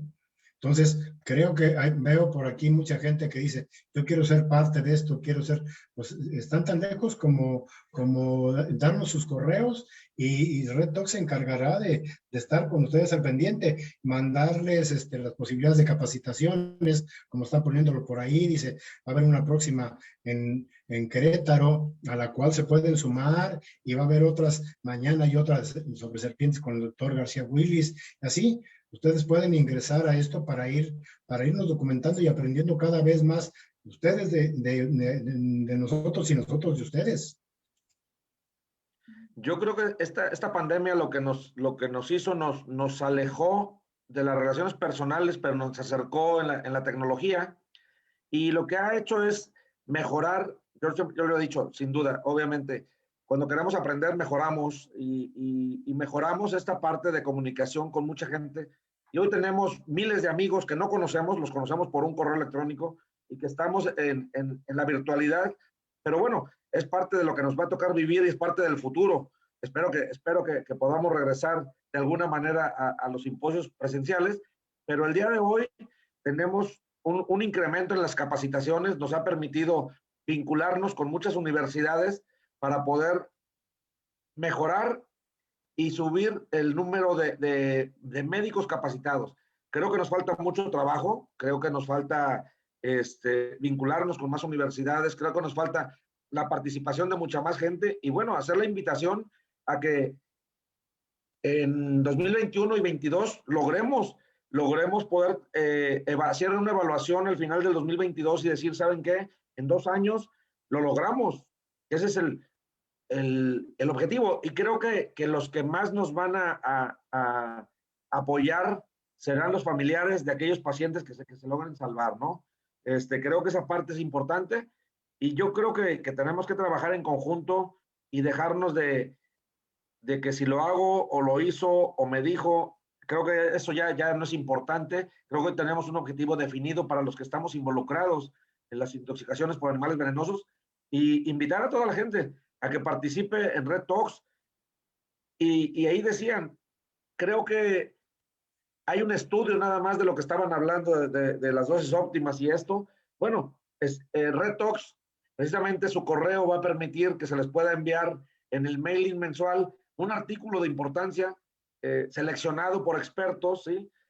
Para que lo tengan en su correo, lo puedan leer y lo puedan compartir además. Esa es la parte importante, ¿no? De que nos permite la tecnología, que hoy ya no tenemos que andar imprimiendo los artículos, sino que los podemos compartir vía correo electrónico y que nos van a ayudar, cuando menos, para, si no para la aplicación, porque a veces también nos mandan unos artículos de antivenenos o de bioquímica en algún sentido, y que bueno, nada más como cultura general, para ver dónde está parado nuestro país en el desarrollo de antivenenos.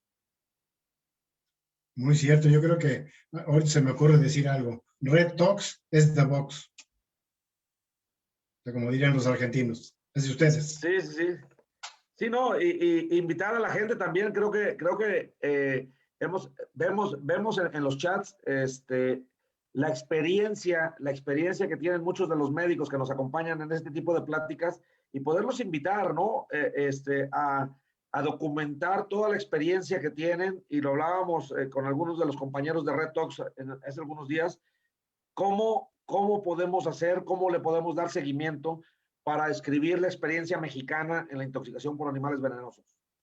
Desafortunadamente, son muy pocos los médicos que están escribiendo, pero creo que eso es importante, o sea, poder conjuntarnos en equipos de trabajo, y lo hemos pedido, pero bueno, yo creo que ahora con esta nueva modalidad de distancia, la virtualidad, podemos hacer un trabajo más oportuno que nos permita ser más generadores de información que ayude a los médicos mexicanos, pero sobre todo a la población en México. Por ahí ya una mano levantada por ahí. No sé, ¿alguien levantó su mano? Sí, por ahí había una mano levantada de alguien. Déjame ver. No lo veo ya.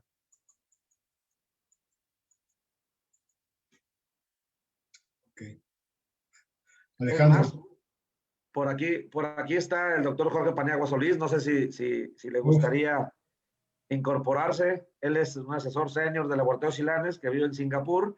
Creo que ha de estar desvelado ahorita o desmañanado. No sé. Mariana. Listo. Si le puedes abrir su micrófono. Ya a Jorge. como anfitrión. Listo, ya puedes activar tu micrófono. Y George, bienvenido. Hola, buenas noches. Alejandro Barrón de Guadalajara. Sí, Alejandro, adelante, dinos. Oye, un favor, para poder tener nosotros un poquito de apoyo en cuanto a nuestra casuística y publicar, fíjate que nada menos, ahorita estamos trabajando ahí en el Hospital Civil de Guadalajara un grupo de compañeros y yo, un artículo respecto a intoxicaciones por plaguicidas y estábamos recabando nuestra información y vemos que tenemos una casuística lo suficientemente pues decente como para poder hacer algo de araña y de alacrán. Pero el problema es con lo que nos hemos topado, que aquí en el país no hemos visto algo que nos motive a poder publicar en el sentido de que tenga un impacto en cuanto a la revista, por ejemplo, el ISBN, o en su defecto, que pueda repercutir para nosotros también en la currícula para el CONACYT, para los que son aspirantes al SNI o que ya somos partícipe del SNI. Entonces hemos tratado de publicarlos en otras revistas como es la Pediátrica de Argentina, y pues tú ya te has de saber que es todo un rollo en el sentido de que la que te puede publicar te cobra y te cobra una muy buena lana, y la que no te cobra te pone de trabas como no tienes una idea y terminas tirando a la borda a veces el motivo por el que quieres publicar. Entonces aquí no sé qué pudiera ofrecer el grupo de Red Talks para asesoría para poder llevar a buen término la publicación de todo esto que tenemos nosotros de fondo. Bien, mira, lo que yo te puedo ofrecer es el apoyo por parte de la Dirección de Investigación y Desarrollo de Laboratorios Silanes, que les apoyen para que el documento tenga una robustez para que pueda ser aceptado por alguna revista indexada. ¿Sí? Entonces, pero ya la aceptación no depende tanto de nosotros. Pero si ustedes generan un documento que sea robusto y que por alguna razón sea rechazado, lo que puedo hacer es que Red Talks, a partir de este año, con la modificación que tenemos, tiene un esquema de difusión y divulgación. Y que a veces, te lo diré, modestia aparte, creo que los 32,000 miembros de Red Talks que estamos en todo, bueno, en México y en algunos otros países, creo que es más importante porque estamos enfocados solamente sobre animales venenosos.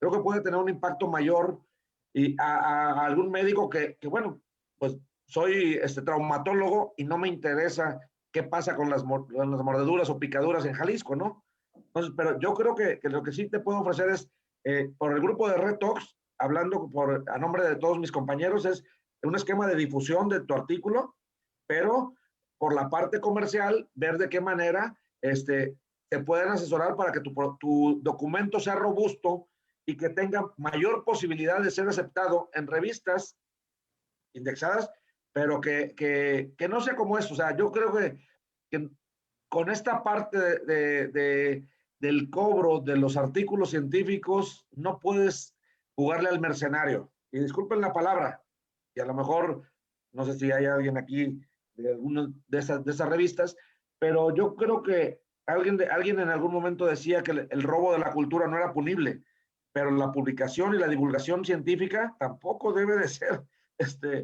motivo de una subrogación o erogación de dinero que evite que se pueda compartir la información de este tipo, ¿no?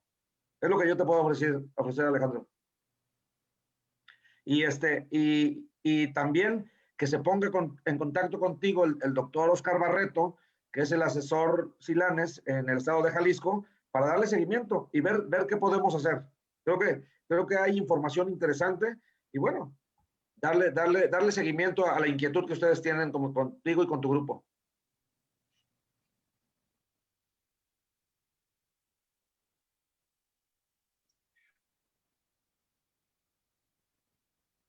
¿Qué pasó? ¿No se animó Jorge a saludarnos? Hola, perdón. Ahí está. Bienvenido, George. Hola, perdón, entré un poco tarde porque me llegó tarde la noticia.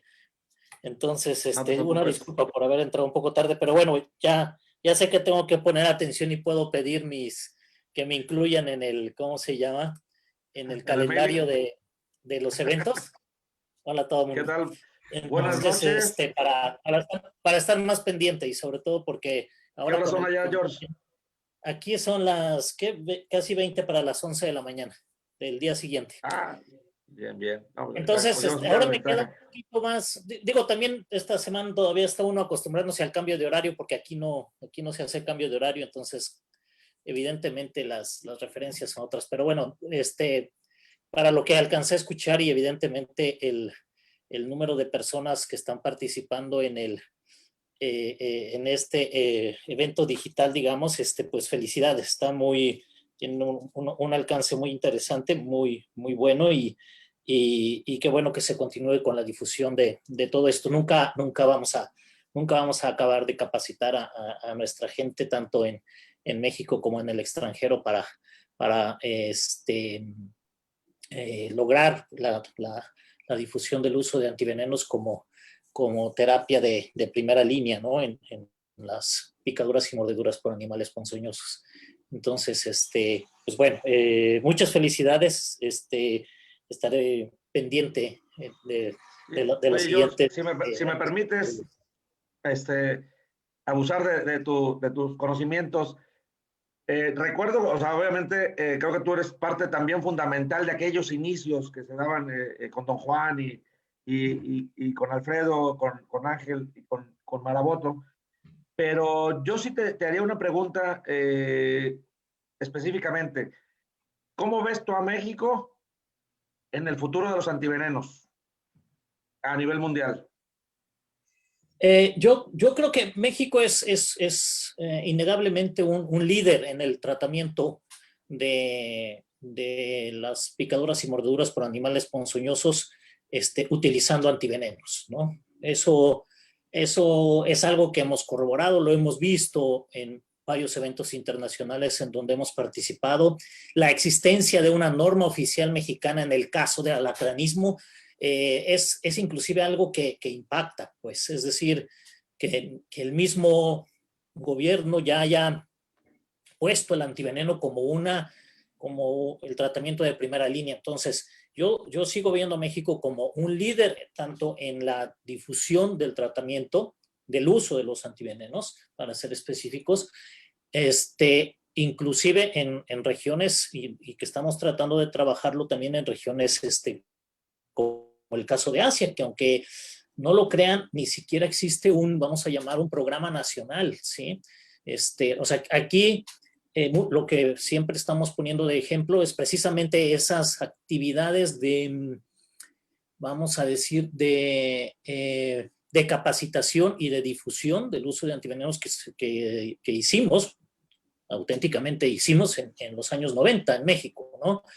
Sí, en donde parte del target era evidentemente capacitar a los médicos y al personal de salud que estaba en la primera línea de atención de este tipo de accidentes, y además convencer a las autoridades de salud, en México al menos de los diferentes niveles de gobierno, para que existiera un programa, pues, un programa de atención a esto, y que afortunadamente, pues, ha desencadenado inclusive en el caso de la norma oficial mexicana para alacranismo, ¿no? Entonces, regresando a la pregunta, yo veo que México va a seguir teniendo un liderazgo en la difusión. De hecho, usamos el ejemplo de México para mostrarle a las autoridades de diferentes países cómo ha tenido impacto, pues, el tener un programa nacional de salud en la reducción de la mortalidad de los accidentes, etcétera, lo cual coincide totalmente con los pilares de los objetivos del roadmap de la OMS, del caso específico de serpientes para África, ¿no? Entonces, y la otra es el liderazgo tecnológico, ¿sí? O sea, México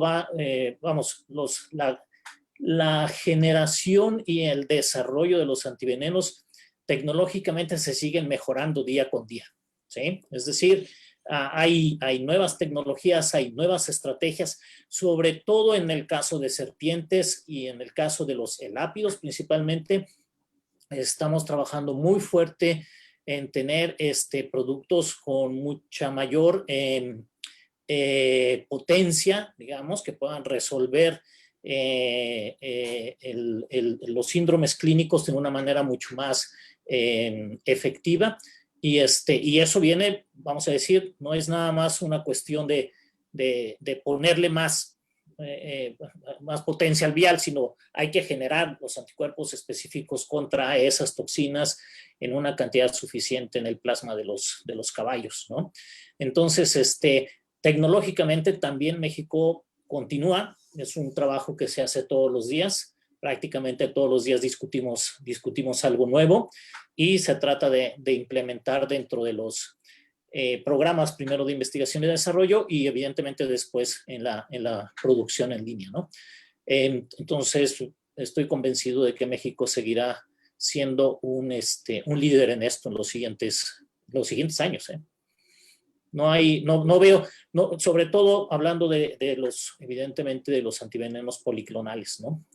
Hay buenos intentos de trabajo con monoclonales, pero no se están, vamos a decir, es muy difícil, va a ser muy difícil, no sabemos qué tanto tiempo le tomará todavía a esa tecnología poderse desarrollar para tener un nivel de efectividad como tienen los anticuerpos policlonales, ¿no? Entonces, México seguirá siendo un líder en esto, sin lugar a duda, y un ejemplo a nivel mundial.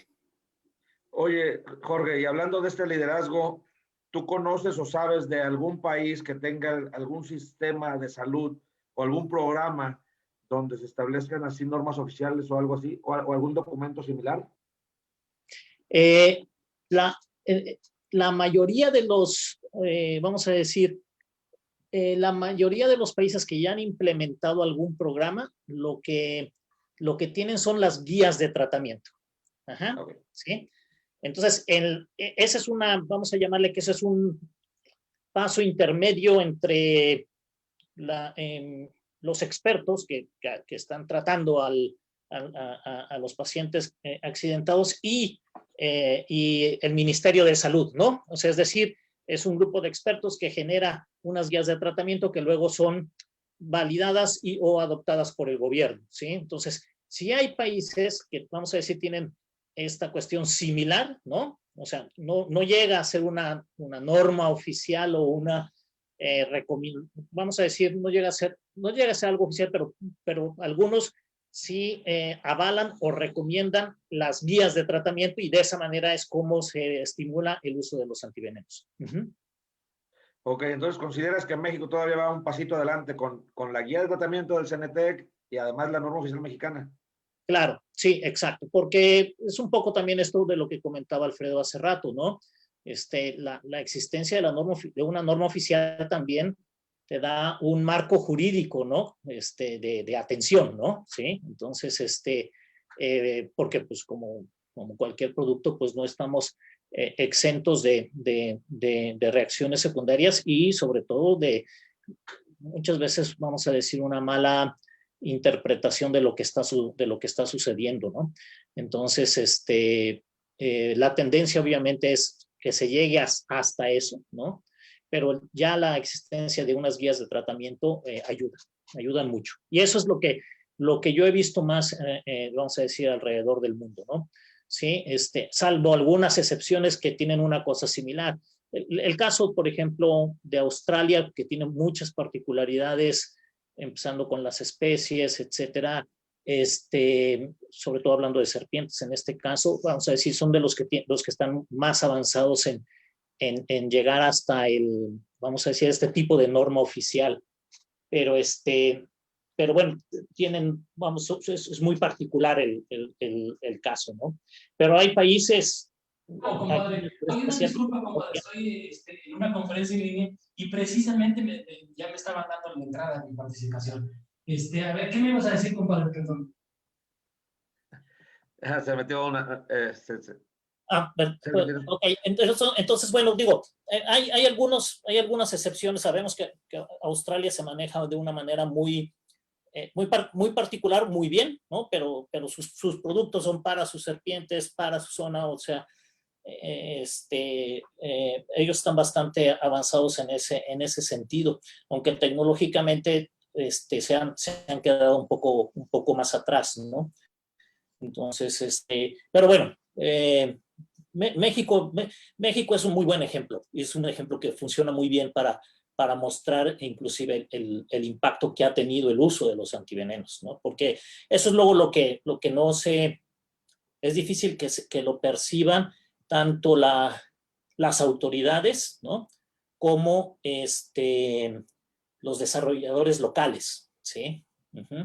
Porque el médico, vamos, no tiene duda, ¿sí? O sea, el que está atendiendo ahí sabe de esa necesidad, ¿no? ¿Sí? El que está en la línea de batalla sabe de esa necesidad, sabe que eso le podría solucionar el problema. Pero hay que convencer a la autoridad, hay que convencer al fabricante, al distribuidor, etcétera, ¿no? Exacto. Y esos son los retos a los que nos estamos enfrentando, tanto desde el punto de vista de, vamos a decir, de la difusión del uso de los antivenenos desde la Organización Mundial de la Salud y empresas como Silanes, que está a la vanguardia del desarrollo de productos a nivel de todas las regiones del mundo, ¿no? Pues no, qué gusto escucharlo de tu voz, sabiendo de la experiencia que tienes y de todo lo que te ha tocado vivir desde la generación de los fagoterápicos y más allá de las fronteras de nuestro país. Y creo que es una parte importante. Y viendo la hora, Jorge, pues me voy a permitir hacerte la invitación para que un día nos hables precisamente del panorama mundial de la intoxicación por serpientes. Estamos retomando este tipo de conferencias y creo que hay algunas noticias importantes que nos pudieras compartir en algún día de estos. Le voy a pedir a Marianita que se ponga en contacto contigo y sí, hacerte la invitación para que nos actualices con el panorama mundial de intoxicación por mordedura de serpiente. Y esta parte importante, ¿no? Que de repente creo que no nos creemos, no creemos esta parte, ¿no? O sea, por ejemplo, veía aquí la doctora Yaneli, un saludo para el estado de Guerrero, donde nos dice que efectivamente México cuenta con un programa muy establecido, donde tienen estrategias de prevención y control, ¿no? Y creo que eso es importante, o sea, poder tomar lo bueno, porque ahora, como bien lo mencionas, estamos abriendo canales con nuevos países. Y lo estábamos viendo para Guatemala, estamos trabajando con la Universidad de San Carlos y con el Ministerio de Salud, y ellos dicen, bueno, es que ustedes ya tienen un programa establecido, o sea, ¿qué necesitamos para hacerlo? ¿Qué necesitamos para hacer una red nacional como la de ustedes? ¿Qué necesitamos para involucrar a nuestros médicos? Bueno, pues, hacer el trabajo, ¿no? Estamos involucrando a las universidades, ya estamos involucrando a la agencia, a la entidad regulatoria, porque tenemos registro para serpientes, pero ahí se dan cuenta que tienen problemas de alacranes, ¿sí? Y tienen problemas de alacranes de género centroroides, que se pueden neutralizar con el producto de México, y tienen problemas de viuda negra, y entonces saben que en México hay un producto, y están empezando a identificar casos del oxocelismo. Entonces saben que hay reclusmina en México, pero entonces esta parte ellos dicen, bueno, es que nosotros pensábamos que solamente serpientes. Bueno, pero tenemos una gama, y ya el Centro de Toxicología de la Universidad de San Carlos dice, oye, pues yo levanto la mano para coordinar y ser líder de la red en Guatemala. Entonces, esa es la parte interesante y a la que te queremos invitar, Jorge, si nos acepta la invitación y que Mariana se pueda comunicar contigo para sí, coordinar. Claro, con todo gusto lo coordinamos. Deben de estar saliendo en los próximos 2 meses nuevas noticias de la WHO, entonces podemos coordinar un poco la fecha, que todo eso ya sea público y podemos platicar muy bien. Y yo encantado de estar con ustedes, de estar aquí con los amigos, siempre es un placer. Y, no, pues el gusto es de nosotros, el placer. Un cacho de lo de Alfredo, pero bueno, digo, prometo poner más atención pero ya no me pasa después de que ya me acostumbro a los nuevos horarios, ya no, me deja de suceder. Sí, no. Un placer, Jorge, saludarte, Alfredo, Sergio. Pues no sé si tengan algo más que comentar. Por mi parte sería todo. ¿Alguien quiere comentar algo más?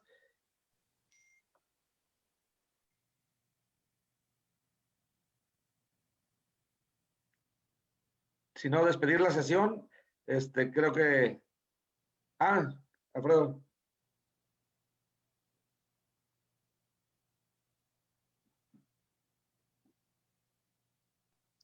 Doctor Alfredo, tiene apagado su micrófono. Ok, perdón. Les decía yo que quería compartirles esta parte última. donde el doctor García Willis le robó esta frase. Él dice que la dijo Isaac Newton. Dice que si he visto lejos es porque me he sentado sobre hombros de gigantes. Está hablando precisamente del pasado, el presente y lo que viene al futuro. Tenemos que estar sentados sobre hombros de gigantes. Y para mí los hombros de gigantes han sido estas gentes que están aquí. La unión entre la tecnología, entre la ciencia, entre la escuela y la empresa particular. Este hombre fue un visionario que hizo que todo esto esté funcionando, ¿no? Esta unión de la ciencia con la industria farmacéutica, gracias a don Antonio y su familia, que pudieron hacer esto. Toda esta gente que está aquí siempre ha aportado. Aquí nos falta la fotografía de Jorge Paniagua, que también ha sido un pilar importantísimo, debe de estar en alguna parte de estos pilares importantísimos de la empresa Silanes. Pero todo esto, todos los que somos el pasado, lo que hemos sido el pasado, lo que es el presente prácticamente, y los que son el futuro, más los que están con nosotros. ¿Por qué? Porque definitivamente sigo pensando que en la experiencia siempre va a estar la diferencia. Entre mejor el médico pueda capacitarse, el médico tenga más armas, tenga normas, tenga guías, tenga todo lo que hace un ratito nos comentaba Jorge Paniagua, creo que esto nos va a llevar a aterrizar algo fundamental, el bienestar y la vida de nuestros pacientes. Y con esto prácticamente yo termino. Ahora.